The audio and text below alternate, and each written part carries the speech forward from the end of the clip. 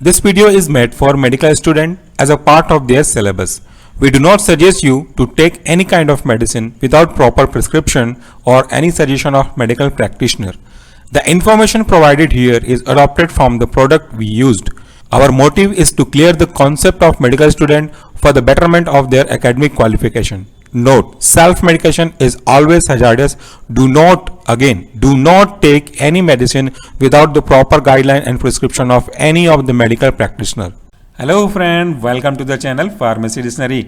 आज मैं जिस प्रोडक्ट के बारे में आपके साथ बात करने वाला हूं, ये प्रोडक्ट आप में से कुछ लोगों ने यूज़ किया होगा और कुछ लोगों ने इसे टेलीविज़न में ऐड के रूप में भी देखे होंगे। ये जो आज का प्रोडक्ट है, ये है Otrivin oxy fast relief adult nasal spray. ये दो तरीके से अवेलेबल होता है, एडल्ट के लिए और चिल्ड्रन के लिए, दोनों के लिए अलग अलग हैं। पर ये जो प्रोडक्ट मैं आज दिखा रहा हूँ, ये एडल्ट के पर्पज़ से है। इनका जो यूज़ है वो नेज़ल कंजेशन को रिलीफ प्रोवाइड कराने में होते हैं। अब ये नेज़ल कंजेशन क्या है? अक्सर सर्दियों में हमारे नाक थोड़े से चोक हो जाते हैं, जिससे कारण से हम सांस लेने में तकलीफ होती है। तो इसकी तकलीफ का कारण क्या हुआ? कंजेशन, जाम हो जाना, चोक हो जाना आपके नोस्ट्राइल्स का। तो इसी कंजेशन को हटाने वाले ड्रग को हम बात करते हैं, तो उसे हम कहते हैं नेज़ल डीकंजेस्टेंट, यानी कि कंजेशन को हटाने वाले ड्रग। इसका जो एक्टिव कॉन्स्टिट्यूएंट है इस ओट्रिविन ऑक्सी का, वह है ऑक्सीमेटाजोलिन hydrochloride which is a nasal solution. और इनका जो फॉर्मूला है वह इंडियन फार्माकोपिया के प्रिंसिपल को देख करके बनाया गया है। इसकी कंपनी को जो मैन्युफैक्चर्ड कर रही है ये है विमीमेड लैब्स, जिसको आप आगे देखेंगे, बट ये जो मार्केट कर रही है ये है ग्लेक्सोस्मिथक्लाइन के द्वारा। चलिए, अब मैं कुछ बेसिक चीज़ें बताऊंगा, इसका वीडियो भी मैं आपको दिखाऊंगा इसी स्लाइड के बाद में। अक्सर हम बात करते हैं नेज़ल कंजेशन की, तो वो कैसा होता है? अगर हम ये मान लेते हैं कि ये आपका नोस्ट्राइल है एक साइड वाला, तो इसमें आपके जो म्यूकस हैं उनके सॉलिडिफाई होने की वजह से ये जो नोस्ट्राइल है वो चोक हो गया है। तो इसमें जो ऑक्सीजन का मूवमेंट है वो सही से नहीं हो पाता, और अगर ये चोक पूरा नहीं हुआ है, थोड़ा सा है, तो आप देख सकते हैं कि जगह कम होने की वजह से ऑक्सीजन की जो कमी है वो आपको महसूस होने लगेगी। यानी कि जो नॉर्मल कंडीशन ऐसा है, इसमें जितना ऑक्सीजन जा रहा होता वो अब ब्लॉक होने की वजह से तो नहीं जा पाएगा। सो हमको क्या करना है? हमको इस कंडीशन को हटाना है इस तरीके से। तो ये कैसे पॉसिबल होगा? देखिए, यहाँ पे जो कंजेशन है उनके पीछे के कारण कई हो सकते हैं, अलग अलग हो सकते हैं। इस कंजेशन के साथ साथ दिक्कत क्या होती है कि आपके नाक में जो कैपिलरीज है वो डायलेट हो जाते हैं। डायलेट होने का मतलब क्या है? देखिए, आप डायग्राम से समझ सकते हैं, ये नॉर्मल कैपिलरी है, अगर ये डायलेट हो रहे हैं तो ये फैल रहे हैं, तो इस तरीके से इनका जो डायमीटर है वो बढ़ता जाएगा। तो डायमीटर बढ़ने के कारण से भी आपकी नोस्ट्राइल में आपके लिए एयर के जाने की जगह कम पड़ रही है। सो हमारा ट्रीटमेंट क्या कहता है? हमको इसको डीकंजेशन को हटा देना है, यानी कि जो आपकी कैपिलरी ब्लॉक कर रही थी इसको हमको हटा देना है। और कैपिलरी क्या हो रही थी? डायलेट हो गई थी। डायलेशन का सॉल्यूशन क्या है? इसको हम लोग कंस्ट्रिक्ट कर दें, थोड़ा सा पतला कर दें, छोटा कर दें, तो इस तरीके से जो कंजेशन था वो काफ़ी हद तक अलग हो सकता है। तो यहाँ पे जो हमारा ड्रग है ऑक्सीमेटाजोलिन, इसका एनिमेशन वीडियो भी हमारे मेन चैनल सोल्यूशन फार्मेसी में अपलोडेड है, तो आप चाहें तो उसको वहाँ से भी देख सकते हैं। तो हमको क्या करना होगा? इस ड्रग के अकॉर्डिंगली इसके यानी कि अल्फा एगोनिस्ट को देना होगा।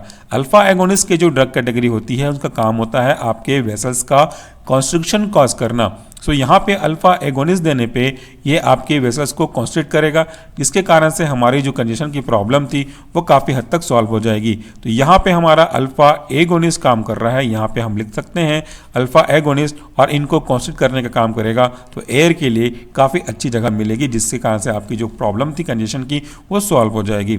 अगर हम इनके कंटेंट्स के बारे में बात करें तो यहाँ पे पूरा इनका डिटेल दिया हुआ है, और इन्हीं का एक जूम व्यू आप इस साइड पे देख सकते हैं। ये कंटेंट करता है ऑक्सीमेटाजोलिन hydrochloride which is based on Indian pharmacopoeia, और इनका जो कंसंट्रेशन है वह है 0.05% weight by volume in a buffered aqueous solution.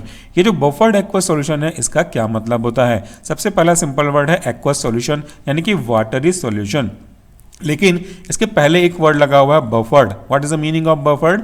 Acid सुना होगा आप लोगों ने, बेस भी सुना होगा, तो जो फार्मेसी के स्टूडेंट है वो तो समझते हैं बफर का मतलब, but if you are a general public तो आपकी जानकारी के लिए मैं ये भी डिस्कस करूंगा। बफर का मतलब होता है एक ऐसा एजेंट, एक ऐसा सॉल्यूशन जो कि उस सॉल्यूशन के पीएच में चेंज की कंडीशंस को थोड़ा सा रेजिस्ट करने में मदद करती है। यानी कि अगर एसिड है, इस एसिड में अगर कोई बेस मिला रहा है तो उसकी एसिडिटी में थोड़ी सी चेंज होने वाली कंडीशन से ये बचा करके रखेगा। That means buffer is a solution which resist in the change of pH, जो पीएच में थोड़े से चेंज को रेजिस्ट कर सकती है। लेकिन इसका मतलब ये नहीं कि आपने स्ट्रॉन्ग एसिड डाल दिया बेस में तो वो आपको रेजिस्ट कर पाएगा, नहीं, केवल स्लाइटली चेंजेस को बचा के रखता है। तो बफर्ड सॉल्यूशन का यूज या बफर का हम यूज तब करते हैं जब आपके सॉल्यूशन के पीएच को हमको मेंटेन करके रखना होता है। तो यहाँ पे इसके पीएच को मेंटेन करने के लिए बफर्ड एक्वस सॉल्यूशन को हम यूज करते हैं। इसमें प्रिजर्वेटिव ऐड किया गया है। प्रिजर्वेटिव मतलब होता है ऐसे एजेंट जो कि आपके मेन कंटेंट को, ड्रग को प्रिजर्व करके रखेंगे जब तक कि इसकी एक्सपायरी डेट नहीं आ जाती। अगर प्रिजर्वेटिव नहीं होगा तो इनका जो डिटोरियोरेशन रेट है वो फास्ट अप हो जाएगा, जल्दी खराब हो जाएगा। तो प्रिजर्वेटिव के रूप में यहाँ यूज किया गया है बेंजाकोलियम क्लोराइड को। आईपी के प्रिंसिपल के अकॉर्डिंगली इसका भी कंसंट्रेशन है 0.01% वेट बाय वॉल्यूम। अगर हम इसके डोज और एडमिनिस्ट्रेशन के बारे में बात करें तो इनको बहुत ज़्यादा मात्रा में यूज नहीं करना चाहिए। रेयर केस में ये हाइपरटेंशन भी कॉज कर सकते हैं फॉर शॉर्ट टर्म बिंग। इनका जो डोज और एडमिनिस्ट्रेशन है वो ये कहता है फॉर एडल्ट एंड चिल्ड्रन जिनकी उम्र 12 साल से ऊपर है उनको आप ये चीज़ें यूज कराने के लिए अलाउ कर सकते हैं। 1-2 स्प्रे आपकी नोस्ट्राइल के पास रख करके यहाँ पर रख सकते हैं और एक जो पोजीशन है वो भी आपको स्ट्रेट होना चाहिए ताकि इनका जो स्प्रे है वो आसानी से जा सके।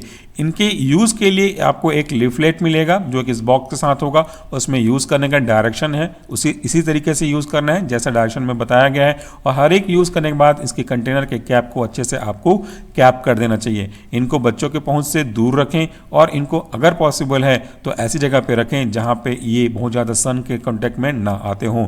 तो इनको जो बनाने वाली कंपनी है वो है आपकी वीमीमेड लैब्स, लेकिन इसके मार्केटेड के लिए रिस्पॉन्सिबल कंपनी है GlaxoSmithKline।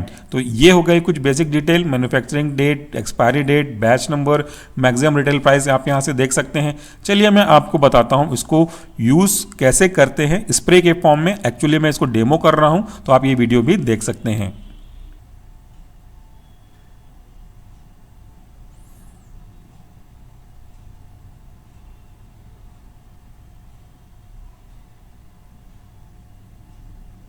जो कंटेनर है इसका कैप निकालने के बाद जब आप इसे पुश करेंगे तो इसके एक ड्रॉपलेट के फॉर्म में यहाँ से निकलेंगे जो कि आपके नाक में पहुँच करके, नोस्ट्राइल में पहुँच करके इनके जो कंजेशन है इनको रिलीव करने का काम करेगी। जो आपके ब्लड वेसल हैं जो डायलेट हो चुके हैं इनको वापस से हटा करके कॉन्स्ट्रिक्ट करने का काम करेगी, जिससे आपका जो कंजेशन है वो ओपन हो जाएगा और आपको सांस लेने में कोई तकलीफ नहीं होगी। सो फ्रेंड, ये रहा आज का प्रेजेंटेशन जिसमें हमने बात किया आपके नेजल डिकंजेशन के बारे में। Thank you very much for watching this video. नमस्कार, टेक केयर।